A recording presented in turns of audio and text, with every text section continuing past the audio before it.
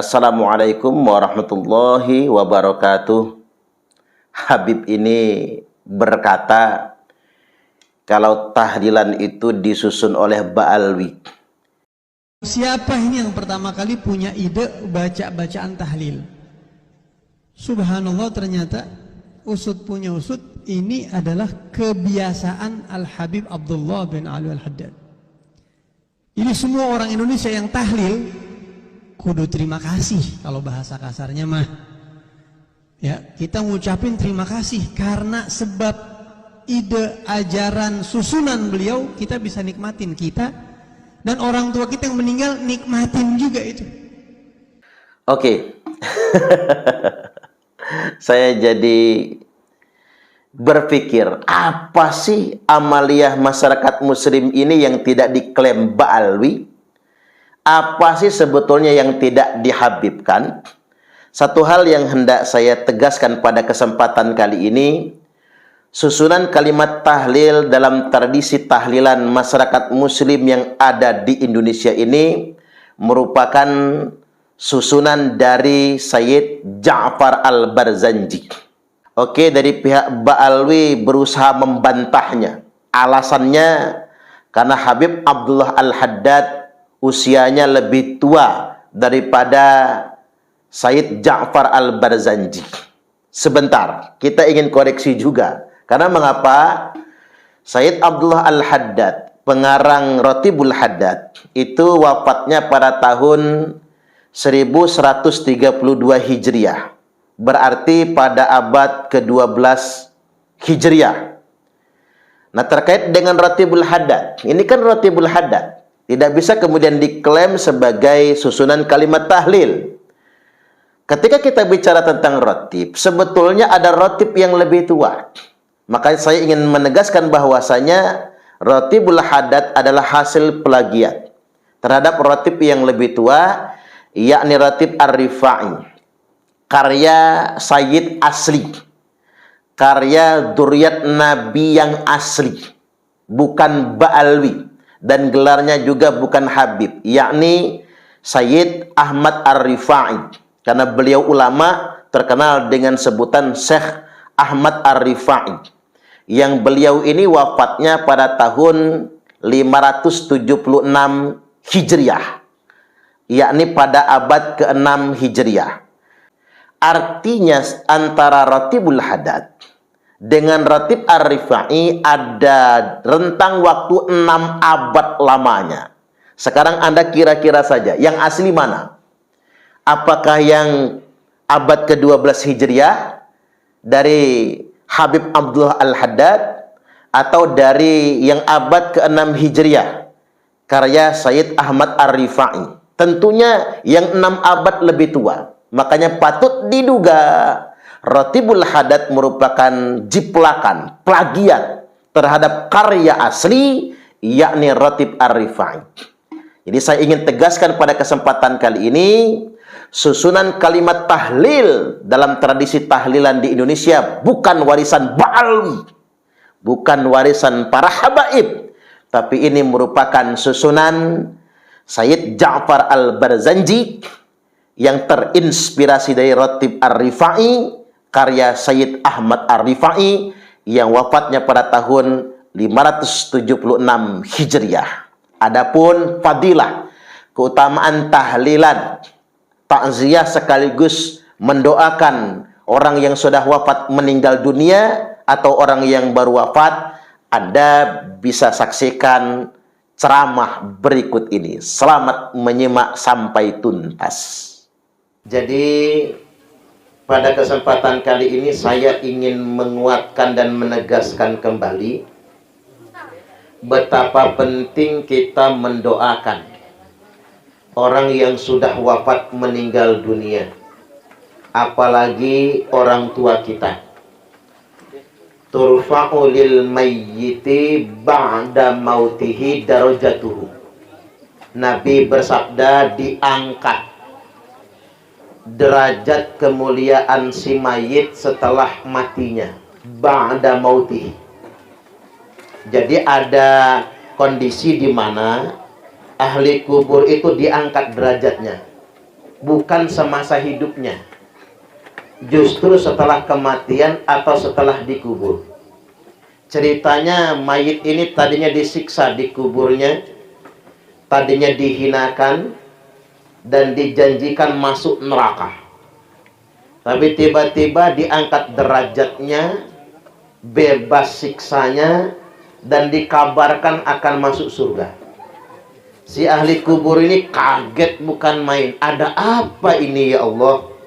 Maka malaikat di kubur langsung menyampaikan kabar, waladuka astaghfirulaka, ini semua karena anakmu senantiasa memohonkan ampun atas semua dosa-dosamu. Ini orang tua yang jelas-jelas disiksa, jelas-jelas bakal masuk neraka, cancel, nggak jadi, gara-gara doa anak-anaknya. Ini dinukil oleh Imam Bukhari dalam kitab Al-Adabul Mufrad dan disahihkan oleh beliau. Betapa penting mendoakan orang tua yang sudah wafat meninggal dunia. Terlebih lagi begini sekarang, gara-gara modernisasi banyak anak muda nggak mondok, belajarnya cuma lewat internet. Di medsos ada yang menulis begini, masuk dia, apa ini Pak? Yang terbang masuk ini, kayak laron gitu ya. Untung nggak ketelan sama saya. Oh, inilah seninya ceramah itu. Dekat lampu soalnya Pak. Dia maklum, biar tenang wajah saya kalau dekat lampu kan. Jadi gara-gara korban media sosial, ada tulisan begini, ahli kubur disiksa gara-gara tahlilan.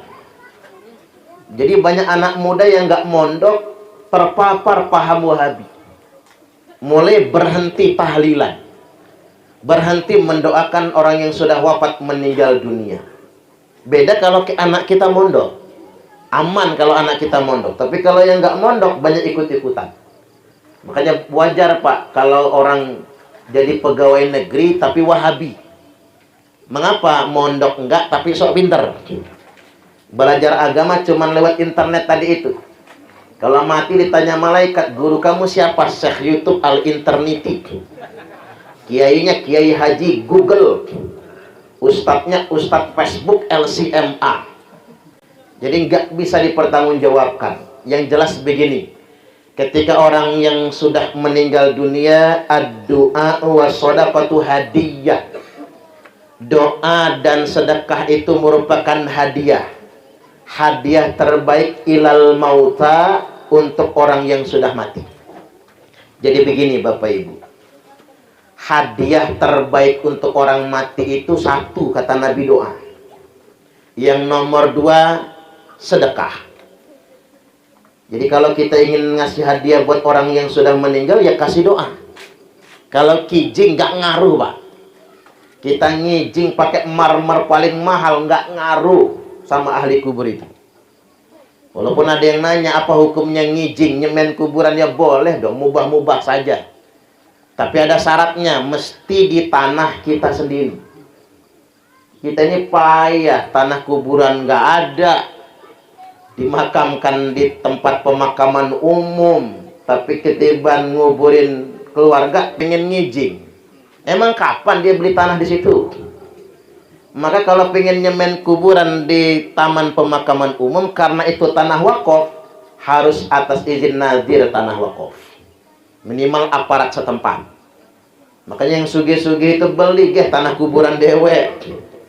Sugih tanah lebar Pak, ketiban mati dimakamkannya di tanah tempat pemakaman umum, padahal sugih, nggak kebeli tanah kuburan.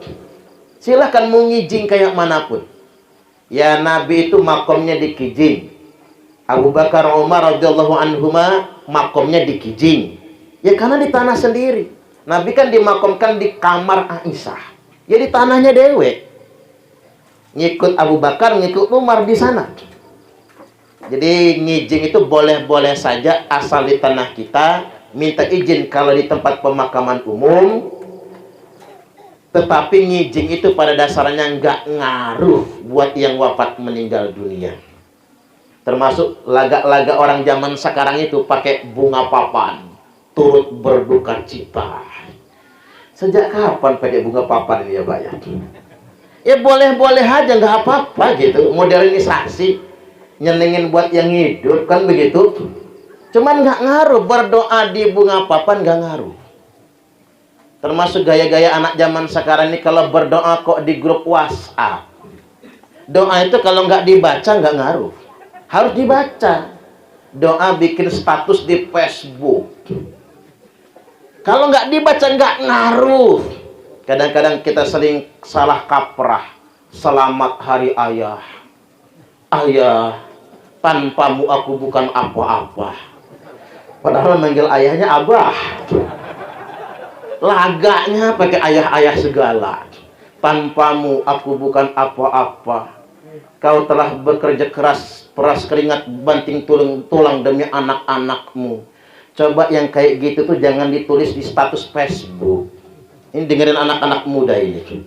Yang kayak gitu tuh sebutin depan ayahnya. Ayah, tanpamu aku bukan apa-apa. Sudah nak, kata bapaknya, jangan kebanyakan cangkem kamu. Bapak ini belum ngudut dari tadi pagi. Sono, beli Samsung dulu. Kan begitu. Ya status kita di Facebook nggak ngaruh Pak. Maksudnya harus diucapkan. Berdoa juga begitu, mesti diucapkan. Makanya yang terpenting buat orang yang wafat adalah doa. Dan yang nomor 2, as-sodaqoh, bersedekah. Doa dan sedekah adalah hadiah terbaik buat orang yang wafat meninggal dunia. Lantas hadis ini dikomentari oleh Umar ibn Khattab radhiyallahu an. Kata Umar, as-shadaqatu ba'da dafni, sedekah yang dikeluarkan setelah penguburan kekal manfaat pahalanya untuk ahli kubur sampai 3 hari. Hari ketiga, sedekah pada hari ketiga manfaatnya sampai hari ke-7. Seperti malam ini. Ini malam ke-7. Sedekah pada hari ke-7 akan kekal pahalanya sampai hari ke-25. Makanya habis 7 hari itu mestinya selawean. Hitung-hitung nambah proyek lah Pak ya. Cuma saya dengar tadi tiap malam Jumat itu. Ini bagus juga ini. Sampai 40 hari. Sedekah pada hari ke-25 akan kekal pahalanya sampai hari ke-40. Sedekah pada hari ke-40 sampai hari ke-100. Sedekah pada hari ke-100 sampai 1 tahun. Sedekah pada 1 tahun akan bertahan sampai 1000 hari. 3 tahun lebih. Ini bukan karangan saya. Ini kata Umar bin Khattab radhiyallahu an, mengomentari sabda Nabi sallallahu alaihi wasallam. Dan ini bukan kabar burung. Ini dinukil oleh Al-Imam Jalaluddin As-Suyuti dalam kitab Al-Hawilil Fatawi di juz yang kedua halaman 198. Jadi apa yang kita kerjakan ini fatwa ulama, bukan karangan kita Pak. Maka lantas ada yang bertanya, Ustaz, ngapa mesti ada sedekah makanan? Karena yang mereka persoalkan itu sedekah makanan. Kata mereka haram sedekah makanan terkait dengan kematian. Makanya bapak-bapak ini malam ke-7 rasa-rasanya dapat besek. Dapat nggak kira-kira? Rasa-rasa buat besek. Bagi yang mengharamkan besek, mengharamkan sedekah makanan, nanti kalau dibagi besek jangan dibawa pulang, tinggal di kursi masing-masing, biar saya yang ngangkutin pulang nantinya, muat mobil saya itu. Mengapa masih sedekah makanan? Jadi ada penegasan dari Imam Tawus rahimahullah. Imam Tawus ini siapa? Sahabat Nabi bukan, tapi tabi'in. Jadi mengambil ilmu agama dari sahabat Nabi. Ini ulama dari kalangan tabi'in. Hadis yang diriwayatkan dari beliau sahih semua. Imam Taus berkata, innal mauta yuftanuna fi kuburihim sab'an fakanu yastahibbuna ayyut'ama anhum tilkal ayyam. Sesungguhnya orang mati diinterogasi, ditanyai di dalam kuburnya 7 hari 7 malam. Maka disunnahkan bagi keluarga yang ditinggalkan agar sedekah makanan selama 7 hari itu. Karena sedekah makanan tersebut sangat bermanfaat. Sedekahnya itu bagi yang wafat meninggal dunia. Ini Imam Tawus. Kita masuk kepada keterangan dari Aisyah Ummul Mukminin radhiyallahu anha. Kata Aisyah, anna rajulan atan nabiyya sallallahu alaihi wasallam. Sesungguhnya ada seorang laki-laki mendatangi Nabi, lalu dia berkata, inna ummi matat, ibuku mati, walam tus, kemarin waktu mati tanpa wasiat, nggak ada omongan, nggak ada pesanan, nggak ada wasiatnya. Wa aghunnuha law takallamat tasaddaqat, cuman aku punya angen-angen ya Rasul, punya pikir-pikir, punya rasa-rasa. Seandainya ibuku masih bisa ngomong, mungkin dia ingin sekali sedekah. Iya juga Pak, orang mati itu kalau masih bisa ngomong, pengennya sedekah. Ahli kubur kalau masih bisa WA, japrik dia, minta sedekah. Seandainya dia masih bisa ngomong, dia ingin sedekah. Apa yang fa'uha in tasaddaqtu anha. Lalu laki-laki ini bertanya, ya Rasul, apakah manfaatnya nyampe ke dia, ke ibu saya, bila aku bersedekah yang pahalanya atas nama dia? Bahkan ada kalimat begini, afalah ajrun, emang pahalanya nyampe ke ibu saya kalau aku sedekah atas nama dia? Makanya muncul istilah para ulama ahlu sunnah wal jamaah, ngirim pahala. Kita ini sering diejek sama orang Wahabi Pak, ngirim pahalanya pakai tiki apa JNE. Ngejek mereka ya. Itu mah bukan karangan kita geh, bukan karangan orang Jaseng, bukan karangan orang Indonesia Pak, ngirim pahala itu kaulnya para ulama itu. Emang pahalanya nyampe ya Rasul kalau aku kirimkan pahalanya atas ibuku yang sudah wafat meninggal dunia? Jawab Nabi, na'am, tasaddaq anha, ya, sedekahlah atas nama ibumu. Sahih Al-Bukhari, nomor hadis 1388. Sahih Muslim nomor hadis 1004. Sahih muttafaqun alaih. Ini sahih kelas 1 ini Pak. Nah, laki-laki ini siapa sih? Laki-laki ini namanya Sa'ad. Lalu dia bertanya, ayu shadaqati afdol, apa sedekah yang utama? Saqyul ma, bagikan air minum. Udah dapat air minum belum? Sudah. Udah dapat teh belum? Kalau habis termos masih banyak nih Pak, silahkan bagikan air minum. Lebih dari itu apa? Ada kesunahan wa it'amut ta'am, menghidangkan makanan. Makanya dulu Nabi dijamu oleh istri sahabat yang wafat meninggal dunia, ngidang pulang dari pemakaman, nyembelih kambing. Kalau ngidang itu haram, sudah diharamkan oleh Nabi. Kalau nyembelih kambing itu haram, sudah diharamkan oleh Nabi. Makanya kebiasaan orang Menggala, kalau Sidi, Siti, Yai, Nyai meninggal dunia, akas tombay, unggang ume, aki nini meninggal dunia, disembelihkan kerbau. Itu boleh-boleh saja. Wong Nabi juga yang mempraktekannya. Karena Nabi sallallahu alaihi wasallam idza dhabaha syata fayaqul fa'arsilu biha ila asdiqai Khadijah. Nabi nyembelih kambing gede banget, sedekah buat para tetangga atas Khadijah yang sudah wafat meninggal dunia. Sahih Muslim 4464. Jadi kebiasaan orang dulu itu ya Pak, nyembelih kambing, nyembelih kebo, nyembelih sapi, boleh. Nabi yang praktekkan. Ntar lagi hari raya kurban, sunnah hukumnya. Berkorban atas yang wafat meninggal dunia, silahkan. Makanya kebiasaan ngidang itu memang sunnah. Keluarga Ja'far meninggal, keluarganya ngidang. Tetangga-tetangga ngirim bahan masakan ke sana. Ada yang ngirim mateng, ada yang ngirim mentah. Cuman zaman sekarang sudah modern. Ngidang menggenak Pak. Makannya paling 1 centong. Orang sekarang diganti besekan. Karena kalau besekan yang di rumah ikut makan juga. Karena orang Jaseng besekan, orang Lampung ikut besekan juga sekarang ini. Jemugan, melok juga besekan. Gara-gara orang Jaseng itu Pak.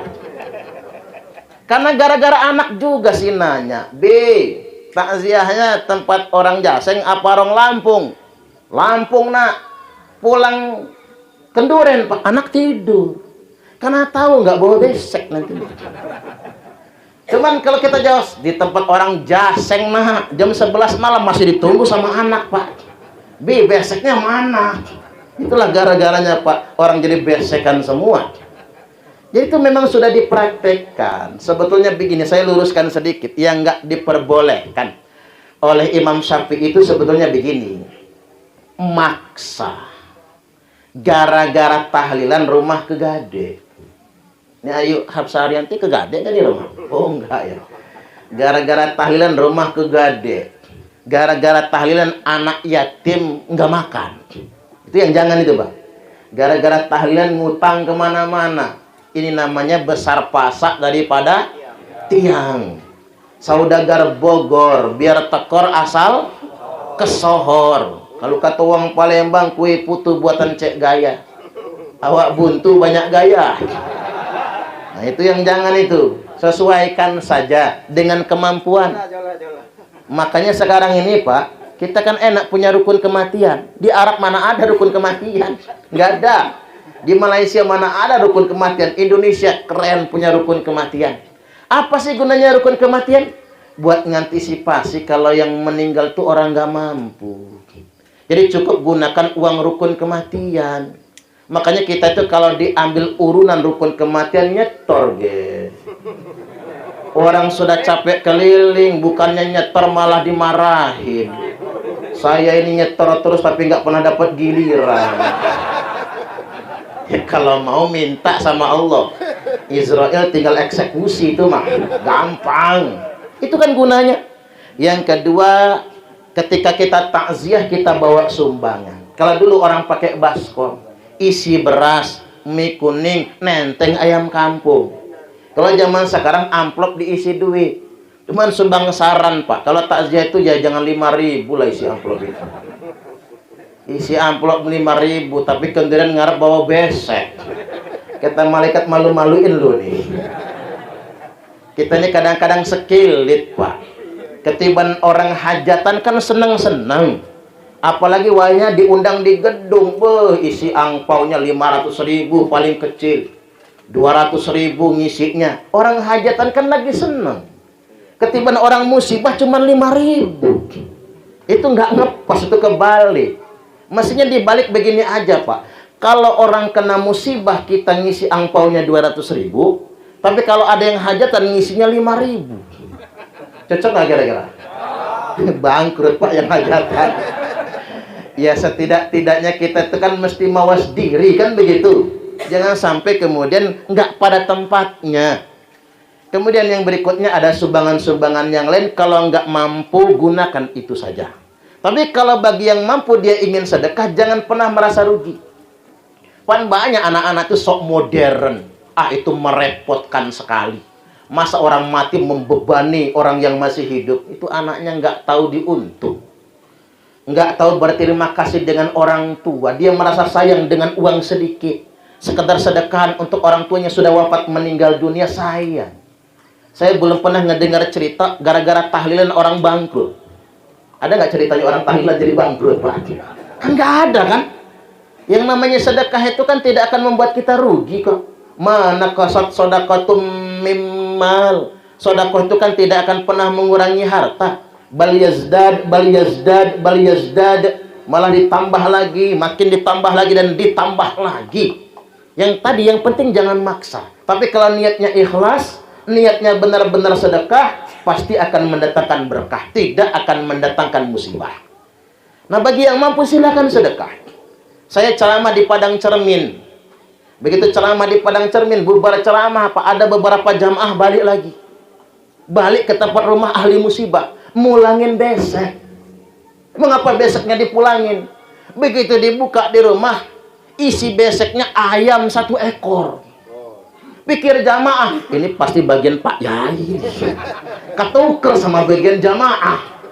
Maka mereka merasa sungkan untuk makannya. Dibawa lagi ke rumah ahli musibah, mohon maaf mungkin besek saya ketuker.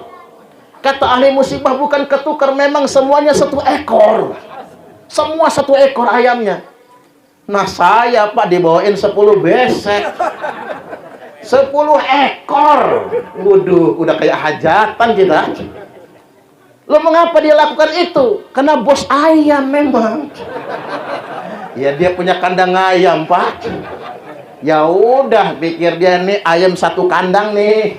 Nggak usah kita jual, kita mau sedekah. Ayam sekandang dipanen untuk disedekahkan. Apa dia jatuh miskin? Tambah sugih sekarang. Silakan kalau orang ingin bersedekah. Saya ceramah di Pahoman yang meninggal mantan bupati. Semua yang datang takziah dikasih terjemah Majmu' Syarif. Ya tebel kalau sudah diterjemahkan kan. Harganya mahal, bungkusnya tebal. Semua yang takziah dikasih sarung sama sajadah yang laki-laki.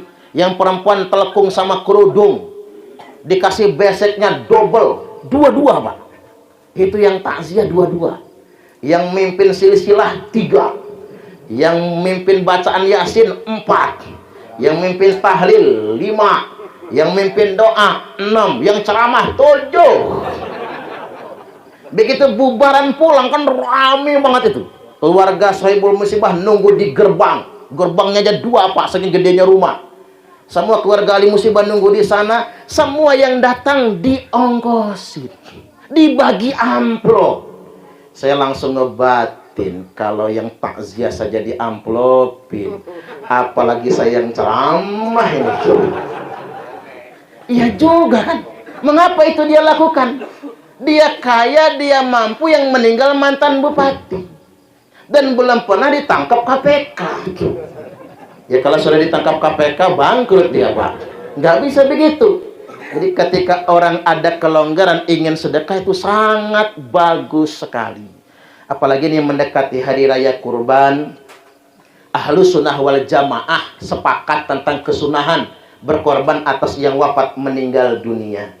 Dalam kitab Sunan At-Tirmidzi pada judul bab majaa fil udhiyati anil mayyit, keterangan tentang korban atas orang yang meninggal dunia. Dari Imam Ali karamallahu wajhah diriwayatkan annahu yudhi bi kabsyain. Beliau itu korban 2 ekor kambing tiap tahun. Paling sedikit. Lalu beliau berkata, hadza anni, kambing ini atas nama saya. Wa hadza anin nabi, yang satunya atas nama Nabi sallallahu alaihi wasallam. Beliau sudah wafat meninggal dunia. Bahkan sudah 20 tahun lebih meninggal dunia. Sudah wafat. Kata orang-orang, ngapain orang meninggal kok dikorbani? Kata Imam Ali, amaroni yakni Nabiya sallallahu alaihi wasallam fala ada'uhu abada. Yang nyuruh saya mengerjakan ini adalah Nabi sallallahu alaihi wasallam, dan saya tidak akan meninggalkannya selama-lamanya. Loh kok sama Nabi? Nabi itu sudah pasti masuk surganya. Nabi itu pengganti orang tuanya Imam Ali. Karena Abu Thalib kan mati kafir, Pak. Tidak bisa dihadiahi pahala berkorban. Sebagai penggantinya orang tuanya siapa? Yakni Nabi sallallahu alaihi wasallam. Sebagai bakti kepada orang tua. Hadis ini hadis sahih dari Imam Tirmidzi, nomor hadis 1514. Bahkan saya menganjurkan kalau korban itu baiknya atas orang yang sudah meninggal, Bapak Ibu. Karena ngapa? Walaupun kita korban atas nama mayit, ahli kubur, tapi bagi kita sudah gugur sunnah muakkad, sudah terselamatkan dari kemakruhan, walaupun bukan atas nama kita, karena kita yang korban, namun atas nama yang wafat meninggal dunia. Baik, saya ingin tegaskan begini, walaupun memang sedekah itu tidak mesti dalam bentuk makanan, sedekah juga bisa dalam bentuk yang lainnya, bahkan ada yang sederhana, sedekah dengan bacaan Al-Quran. Imam Asy-Syafi'i rahimahullah berkata, wa yustahabbu ayyuqra'a indahu syai'um minal Qur'an wa in khatamul Qur'ana kullahu kana hasana. Sangat disukai, sangat bagus sekali, hendaklah dibaca di samping kuburan itu suatu surat atau suatu ayat dari Al-Quran. Apabila dihatamkan Al-Quran 30 juz, kana hasana, itu lebih baik lagi. Hataman Quran di samping kubur. Ini fatwa Imam Syafi'i. 4 madhab sepakat ini. Imam Hanafi, Imam Asy-Syafi'i, Imam Hambali, 3 yang tafi'u bih. Baca Quran di samping kubur, nyampe pahalanya langsung buat ahli kubur. Walaupun tidak diniatkan, walaupun tidak didoakan dikirim pahala. Yang penting samping kubur. Makanya kalau datang ke kubur itu harus baca, Pak. Walaupun tidak tahu niatnya, nggak tahu doanya, baca samping kuburan. Ini emang nggak ziarah kubur cuman bawa arit, babat rumput. Habis itu pulang si mantu nih, mertua dari dalam kubur manggil, "Oi, mantu edan, saya nggak butuh arit lo." Yang dia butuhkan itu doa minimal bacaan Quran. Kalau kata Imam Hambali, surah Al-Ikhlas 11 kali. Ini kata Imam Hambali, surah Al-Ikhlas 11 kali. Apalagi bapak-bapak sanggup ya Pak, At-Taqwa Kubro. Wah, pembebasan. Orang tua sama anak cucunya dibacakan At-Taqwa Kubro. Bebas dari api neraka. Nah itu baru anak yang soleh itu. Lakukanlah itu semua, bisa kita lakukan. Nggak bisa dewan bareng-bareng santri. Ya, tapi kalau sama santri yang mesti ngongkosin, capek santrinya itu. Nah balik lagi Bapak Ibu hadirin wal hadirat rahimakumullah, membaca Quran di samping kubur. Tapi kalau membacanya di rumah, mesti diniatkan atau didoakan, nyampe pahalanya. Nah kalau kata Imam Malik, satu madhab ini, membaca Quran buat orang mati itu la tasilu ilaihi, nggak nyampe pahalanya. Lakinnahu hasan, tapi bagus. Gunanya baca Quran buat apa? Mutawassilan ilallah bitilkat tilawah, untuk tawasulan, mendoakan si ahli kubur dengan bacaan Quran tersebut. Jadi tidak ada satupun ulama ahlus sunnah wal jamaah yang mengatakan bid'ah baca Quran di kubur. Enggak ada. Bahkan begini Pak, negara ini kan musim haji nih, banyak orang pulang haji lagunya jadi kiai. Mondok enggak Pak, pulang haji jadi ustaz. Tiba-tiba pulang haji jadi ustaz, ngancem harus jadi imam. Kalau enggak gue yang jadi imam, Pak Haji baru nih, karena enggak gue jadi imam, gue enggak mau ke masjid. Emang dia mondok ke haji itu kan enggak mondok, kan ibadah. Orang zaman dulu mah mondok belajar di Mekah, orang zaman sekarang cuman ibadah. Jadi jangan sampai ya Pak, pulang-pulang haji lagunya udah kayak jadi kiai, udah kayak jadi syekh. Kalau enggak di depan enggak mau. Tapi ada juga orang pulang haji enggak pernah nongol ke masjid. Ngapa nggak nongol ke masjid? Takut jadi imam di masjid, Pak. Ya salahnya dengan juga sih Pak. Masa semua orang pulang haji dipaksa jadi imam? Ya kalau dia nggak bisa ngaji, jangan dipaksa, ge. Hancur juga sholatnya nanti kan. Ya kesalah kita juga, akhirnya dia takut kan ke masjid. Karena takut dijadiin imam soalnya. Ini ada laga-lagaan orang pulang haji, Pak. Gara-gara ziarah ke Baqi' samping Masjid Nabawi atau ziarah ke Jannatul Ma'la di Mekah, kan ada papan pengumuman gede banget, bahasa Arab, Inggris, Indonesia. Di poin nomor 4 ada tulisan haram, dilarang membaca Al-Quran dalam kurung Al-Fatihah dan yang lainnya di pemakaman. Wih, gara-gara papan pengumuman ini banyak betul orang pulang haji mengatakan haram baca Quran di kubur, bid'ah baca Quran di kubur. Payah juga lah orang Arab ini. Padahal sebetulnya tidak ada satupun fatwa yang mengharamkannya. Kalau ahlu sunnah wal jamaah, Nggak tahu kalau Wahabi kan, tidak ada satupun dalil yang mengharamkan baca Quran di kubur. Bahkan kalau kita membaca kitab Sunan At-Tirmidzi, itu ada sahabat yang bikin tenda biar nggak kehujanan, kalau panas nggak kepanasan. Dia baca Quran tapi belum sadar kalau itu pemakaman. Ketika dia sadar, dia baca surah Al-Mulk, kemudian datang kepada Nabi. Ya Rasulullah, kira-kira ini kalau bahasa kitanya, saya sudah salah karena baca Quran di kuburan. Kira-kira apa penebus dosa bagi saya karena saya sudah membaca Quran di kubur? Kata Nabi, pulang kamu ke kuburan tadi itu, lanjutkan bacaan Quranmu. Mengapa? Karena bacaan Al-Quran mendatangkan keselamatan bagi semua ahli kubur yang ada di sana. Jadi kalau bapak-bapak ziarah kubur baca Quran, semua ahli kubur mengucap terima kasih. Cuman nggak kedengaran suaranya. Kalau kedengaran nggak jadi baca Qurannya Pak, mending kabur kita. Sorry siapa mau kasih yo. Rame lagi misalnya, mengucap terima kasih. Dia mendengar bacaan Quran kita. Wong kita salam saja, dia mendengar salam kita, cuman nggak bisa jawab. Kalau bisa jawab kan repot kita aja. Assalamualaikum ya ahlad diyar, waalaikumsalam Suparman. Waduh gak enak itu. Dia nggak jawab gitu. Dia walaupun ngejawab nggak kedengaran sama kita, tapi dia mendengar doa kita, mendengar bacaan Al-Quran kita. Nah, kalaupun kita tidak membaca Al-Quran di samping kuburan, kita membaca Al-Quran di rumah. Seperti yang kita lakukan pada kesempatan malam ini. Saya kembali ke nas tadi itu. Hadis yang saya bacakan tadi tercantum dalam kitab Sunan At-Tirmidzi, halaman 289, tentang kesunahan membaca Quran di kubur. Jadi tidak ada satupun dalil yang melarang baca Quran di kubur. Tapi ada nas yang menganjurkan membaca Al-Quran di kubur. Kalaupun tidak di kubur, kita balik ke rumah. Kalau nggak mau Al-Quran 30 juz, Yasin jadilah. Saya sering ditanya, ngapa sih mesti Yasin yang dibacakan buat orang mati? Nah, ini cara jawabnya. Membaca Yasin untuk ahli kubur itu bukan perintah kiai, bukan perintah ustaz, bukan perintah guru ngaji, Pak.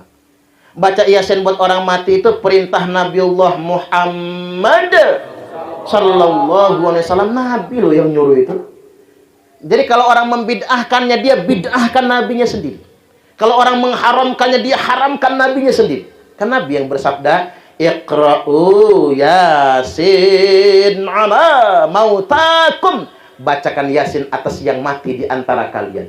Ibnu Majah 1448, Abu Daud 3121, Musnad Imam Ahmad 19427, dan disahihkan oleh Al-Hafiz Ibnu Hibban dalam kitab Sahih Ibnu Hibban. Belagaknya ini orang Wahabi itu begini, Pak. Yang mendoibkan hadis ini kan Al-Albani kan. Emang Al-Albani itu siapa sih? Mujtahid bukan. Ulama hadis bukan. Baru meninggal tahun 1999. Setahun habis reformasi. Ya berarti sejaman dong sama kita. Boro-boro sama Imam Syafi'i, Pak, udah jelas nggak level nih orang.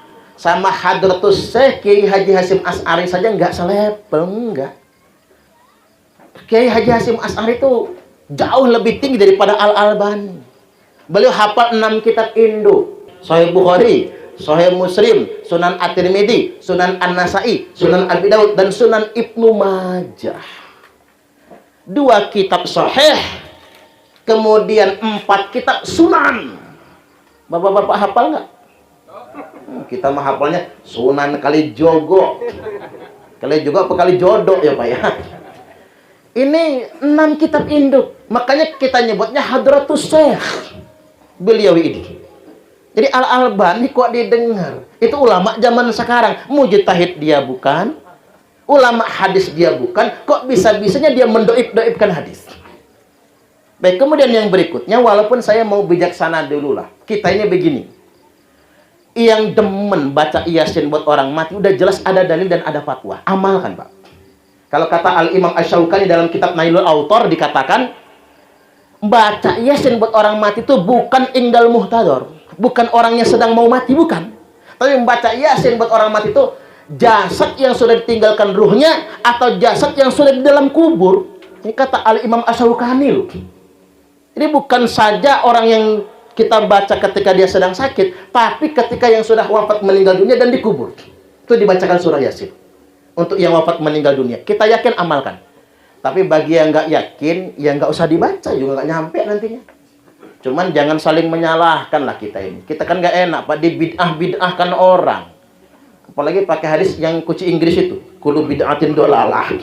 Ya hadis kunci Inggris kan, semua hukum dari kullu bid'atin dolalah semua. Enak aja dia ngomong begitu. Semua sesat sedemikian rupa. Kita yang demen yasinan jojong jalan, yang nggak yakin silahkan urusan dia. Kayak kita hidup bertetangga lah, nggak usah ngurusi rumah tangga orang. Urusi saja rumah tangga kita sendiri, betul nggak kira-kira? Kan ada pepatah orang di pasar, laki-laki yang rajin mencium istrinya relatif lebih panjang umur dibandingkan dengan laki-laki yang mencium istri tetangganya. Ya kalau nggak percaya jajal aja pada dibaca orang kita. Itu Yasin ya. Yasin masih kepanjangan, Al-Fatihah jadilah. Mengapa Al-Fatihah jadilah? Al-Fatihatu lima quri'at salahu. Karena Al-Fatihah tergantung niat yang membaca. Fatihah dibacakan buat orang mati bagus. Yang sudah meninggal doa maksudnya. Fatihah dibaca sebagai ruqyah bagus, Pak. Orang ulama zaman dahulu mah cuma Fatihah. Anak suka nangis bacain Fatihah sembuh. Orang sakit perut dibacakan Fatihah sembuh. Zaman sekarang nggak sembuh, Pak. Orang kesurupan dibacain Fatihah nggak mempan. Dibacakan ayatul kursi, jinnya malah hafal, baca juga ya. Kita bacakan surah Al-Jin, jinnya malah nantang. Apa kata jinnya? Gua nggak takut sama ustadz, gua takut sama tukang permak lepis. Karena ada tulisannya permak jin segala jenis. Iya juga ya. Guyon Pak, nggak beneran tuh gak. Jadi Fatihah dibacakan buat orang sakit bagus, doa. Fatihah dibacakan buat yang sedang safar. Kan kita ngirim Fatihah buat yang sedang safar haji atau umroh. Bagus. Fatihah dibacakan buat anak kita biar betah mondok. Bagus. Fatihah dibacakan buat anak kita yang merantau entah kerja, entah kuliah. Takut dia pacaran. Takut dia narkoba. Ya percuma Bapak Ibu telepon tiap jam. Anak sekarang pinter ngeles. Lagi di mana nak? Lagi di kosan mah. Coba video call. Ini pakan di kosan mah iya. Bener di kosan, tapi di kosan ceweknya. Kan masalah, Pak. Anak sekarang lebih canggih ngebohongin emak bapaknya. Maka daripada ditelepon tiap jam, Pak, kirimin Fatihah. Ya Allah, dengan Fatihah ini anak saya biar nggak narkoba, anak saya biar nggak cowokan, nggak cewekan. Selamat dia, kita bacain Fatihah. Al-Fatihah dibacakan buat orang untuk usaha bagus. Al-Fatihah dibacakan buat laki-laki hidung belang mata keranjang. Bagus. Makanya ibu-ibu di belakang itu kalau punya laki hidung belang rajin-rajin bacakan Fatihah. Hilang belang di hidungnya. Nggak akan keranjangan lagi matanya. Termasuk Fatihah, Pak, dibacakan buat bini yang cangkemnya cerewet kelewat bagus. Makanya bapak-bapak ini kalau punya bini cerewet ngomel aja, deketin jidatnya itu Al-Fatihah. Langsung mingkem mulutnya, Pak. Kalau nggak mulutnya yang mingkem, kita digebuk pakai sapu sama dia. Kan kalau kita baca tafsir Ibnu Katsir tentang fadilah surah Al-Fatihah, ada hadis begini. Afdhalu dzikri la ilaha illallah wa afdhalu du'a ilhamdulillah ayil Fatihah. Sebaik-baik seutama-utamanya zikir adalah la ilaha illallah dan seutama-utamanya doa adalah alhamdulillah. Alhamdulillah di sini adalah nama surah Al-Fatihah, yakni surah Al-Fatihah. Zikir yang paling utama la ilaha illallah dan doa paling utama adalah Al-Fatihah. Maka bacakan Fatihah jadilah. Kalau Fatihah juga masih kepanjangan, mampus saja sekali. Dasar nggak niat doain orang tua. Baik, dikit lagi nih, Pak. Di balik peristiwa wafatnya Abah Muhammad Uci Sanusi, beliau memang sudah umur ya, Pak. Sekali lagi, wafatnya kecelakaannya hanya lantaran. Tak boleh kita ngomong coba jangan ke sana, jangan ya Pak. Sama kayak anaknya Pak Ridwan Kamil kan. Kok meninggalnya harus di luar negeri? Apa kata orang? Coba jangan berenang di sungai. Kok bisa cangkemnya ngomong begitu ya Pak? Nggak boleh ngomong begitu. Ajal mah ajal. Tak seorang pun tahu. Madza taksibu goda. Apa yang akan dia usahakan esok hari. Oke, malam ini silahkan berikhtiar. Berencana. Besok mau ngapain? Tapi tak seorang pun tahu esok pastinya apa. Dan tidak seorang pun tahu di bumi mana, di tanah mana dia akan dimatikan oleh Allah. Makanya Nabi minta kepada Ummu Salamah, simpan tanah ini. Simpan tanah ini. Kalau tanah ini sudah berubah menjadi darah, maka cucuku Sayyidina Husain wafat meninggal dunia. Nabi sudah dikasih tahu, Husain akan wafat di tanah Karbala. Itu takdir dari Allah itu, Pak. Sampai tanah disimpan.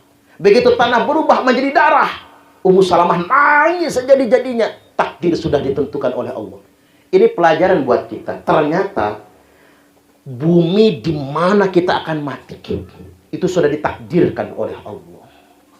Ya, entah di sini, Pak, entah di Jakarta, entah di Mekah, kan sudah ditakdirkan oleh Allah Subhanahu wa taala. Makanya semua hanya sababiyah. Semua hanya sebab akibat saja. Takdir kematiannya beliau memang wafatnya di sana. Tinggal kita mawas diri. Apa pelajarannya? Ya, tiba gilirannya kita akan mati juga, kan. Saya jadi ingat pernyataan Al-Maghfurlah Mbah Maimun Zubair. Beliau mengatakan rahasia umat Muhammad itu kelipatan 7. Usia 1 sampai 7 tahun, usia anak-anak bermain. Makanya Ayunda Hafsah Ariyanti, Kak Salman dan para guru di sini, anak itu jangan dipaksa baca, ya. Ini mah enggak. Aturan masuk SD sudah harus bisa baca. Jadi kalau masuk SD belum bisa baca, ditolak. Padahal hukumnya itu 0 sampai 7 tahun. Nggak boleh diajarin baca, itu aslinya. Cuman guru SD mah pengennya gampang, Pak. Pokoknya anak harus PAUD, harus TK. Nggak bisa baca, ditolak. Padahal kalau di Eropa, di Amerika, anak 7 tahun dipaksa baca itu melanggar hak anak itu. Ini 0 sampai 7 tahun usia anak-anak. 7 sampai 14 usia ngapal. Makanya ngapal paling bagus 7 sampai 14 tahun. Tapi belum paham dia. Makanya anak-anak kita suruh ngapal pelajaran apa tapi nggak paham. Suruh ngapal Quran, apal Quran tapi nggak ngerti maksudnya apa. Karena memang usianya. Nah, baru 14 sampai 21 mulai memahami. 21 sampai 28 usia menikah. Maka menikah paling cepat 21 tahun. Kalau di bawah itu pernikahan dini namanya. Menikah paling tepat 25 tahun. Karena sunnah Nabi. Menikah paling telat 28 tahun. Makanya benar kata orang, kalau umur masih 25 tahun, jodoh di tangan Tuhan. Tapi kalau sudah 28 kelewat belum nikah, Tuhan angkat tangan. Dengar ini yang bujang-bujang tua, gadis-gadis tua. Cepatlah nikah tuh. Ini guyonan itu. 28 sampai 35 usia bekerja. Kerja apa aja. Nggak harus jadi PNS, nggak harus jadi karyawan. Yang penting halal. Betul nggak kira-kira? 35 sampai 42 usia kaya. Orang kalau umur 35 sampai 42 kaya, bakal kaya selamanya. Tapi kalau 35 sampai 42 melarat, terima melarat. Kata Mbah Mun. Ya anak-anak lah, bagian rezeki anak-anak. Makanya bapak-bapak yang merasa umur sudah 42 ke atas masih melarat juga, sudahlah Pak, jangan silau lagi. Ibu-ibu jangan ngayal kemana-mana lagi. Pokoknya yang dipikir cuma satu. Yang penting hidup barokah, anak-anak soleh-solehah, nanti nggak di orang tua, di anak. Nggak di anak, dicucung rezeki kayanya. 42 sampai 49, nah ini penting ini. 42 sampai 49 usia taubat. Yang belum taubat, ingat 42 sampai 49. 49 kelewat belum tobat, tua-tua keladi. Makin tua makin menjadi sayur nangka bumbu kemiri, tua bangka nggak tahu diri. Tuh kalau 49 belum tobat. 49 sampai 63 itu 49 sampai 56 itu usia matang, paling matang manusia. Makanya orang 49 sampai 56 itu paling matang manusia. Jadi apapun dia jadi bakal hebat, Pak. Kiai matangnya di usia itu. Jadi kalau masih di bawah itu belum matang belum. Jadi presiden, jadi gubernur itu paling bagus di usia itu. Ketuaan belum, muda enggak lagi. Makanya kalau ada gubernur wali kota umurnya masih di bawah 40 tahun, pinter mah pinter, tapi nggak mateng jiwanya. 56 sampai 63 itulah ajal. Maka usia kematian paling banyak 56 sampai 63. Mungkin 90% orang mati di usia itu. Makanya sudah 56 ke atas siap-siap, Pak. Nggak lama lagi itu. 63 sampai 70 panjang umur. Itu panjang umur. 70 sampai 77 benar-benar panjang umur. 77 kelewat belum mati, Israel lupa. Pantas nggak mati-mati ya, Pak. Udah diyasinin, begitu ditelepon Israel, kata Israel lupa gua, kata dia. Guyonannya kayak gitu. Artinya memang inilah hidup kita. Kita manfaatkan untuk berbuat yang sebaik-baiknya. Tapi ingat, bagi yang belum bertobat, ada baiknya kita segera kembali kepada Allah Subhanahu wa taala. Terakhir, saya closing dengan sabda Nabi, "Innallaha yaqbalu taubatal abdi ma lam yughargir." Sesungguhnya Allah senantiasa menerima taubat hambanya selama nyawanya belum mendesak-desak di tenggorokan. Artinya, walaupun nyawa sudah jalan sampai lutut ya Pak, taubat masih diterima. Nyawa udah sampai udel pusar kita Pak, masih diterima taubat. Saking baiknya Allah, tak ada kata kehilangan kesempatan. Maka kita manfaatkan selagi kita masih sehat untuk bertobat kepada Allah Ta'ala. Baik, itu saja dari saya. Kurang lebihnya mohon maaf, dan kepada Allah Ta'ala mohon ampun. Mudah-mudahan sekali lagi, ibu masih hidup, masih. Kemudian siapa ngantau ibu tuh? Mama. Mudah-mudahan Mama Sulasmi diberikan kesabaran, diberikan kekuatan kepada anak-anak, mantu dan cucu-cucu beliau juga. Mudah-mudahan diberikan kesabaran dan kekuatan.